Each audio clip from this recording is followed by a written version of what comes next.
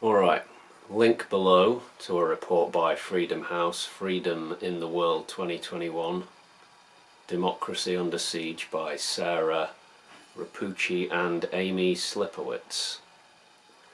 The overall picture is not good, to say the least.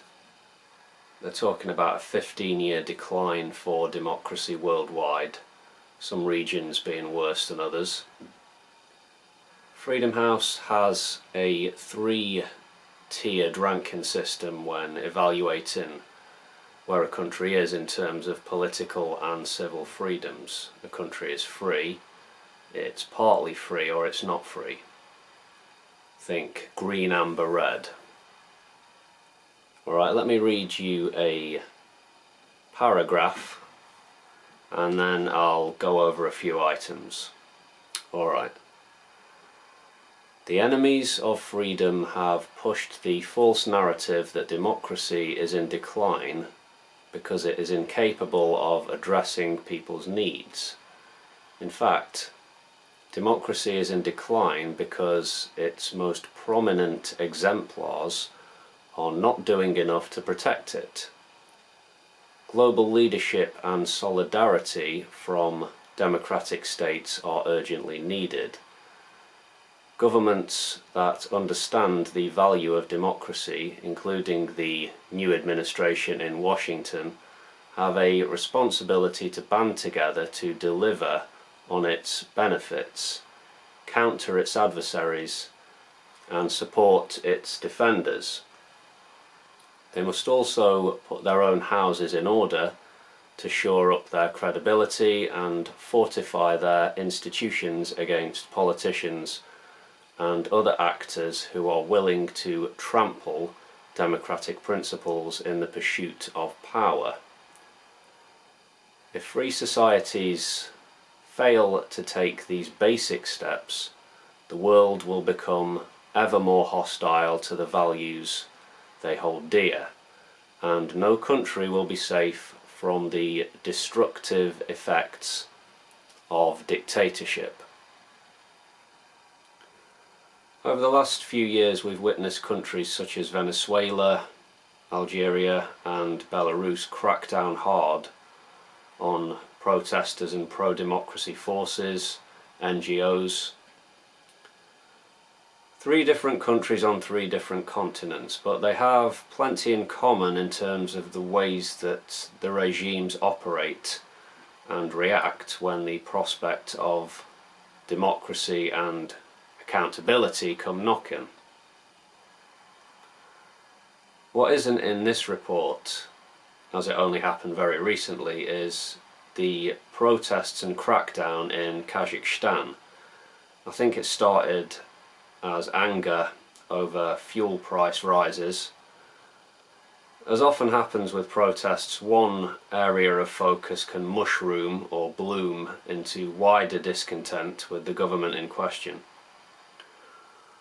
But look at the language being employed by those in power. The protesters are terrorists and bandits, and one doesn't negotiate with criminals, label everyone as a terrorist and act accordingly. Yeah, that's what's going on in Kazakhstan. Similar language from Lukashenko when authorities in Belarus were committing human rights abuses after a rising of sorts there following another obviously fraudulent election. What of the 2 largest countries in the world, 2 large areas of concern? India has been driven down the authoritarian path by Narendra Modi and the Hindu nationalists. As is stated in this report, since Modi came to power 7 or 8 years ago, we've seen more intimidation of academics and journalists, bigoted attacks and even lynchings aimed at Muslims, and very questionable measures to deal with the pandemic, including the lockdown last spring, which left millions of migrant workers stranded. As for China, I mean, we've seen what's happening with Hong Kong over the last few years. It's been stripped of what liberties it had to bring it in line with the mainland, or to put it another way, bring it to heel.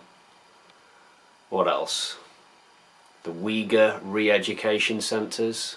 Re-education. Very sinister. And then there's constant intimidation and coercing of client states and smaller countries around it. Constant propaganda and spin around the subject of the pandemic. Yeah. Bad news. The United States, well, given what happened under Trump and the events surrounding his last days in office, you won't be surprised to find that America's point score has declined in this report. Just from an international perspective, what happened last January was hugely damaging to the US's reputation as a leading force for democracy in the world. The Republican Party seems to have completely taken the knee. It's right behind Donald Trump, with his hugely dangerous bullshit narrative of a stolen election still being pushed.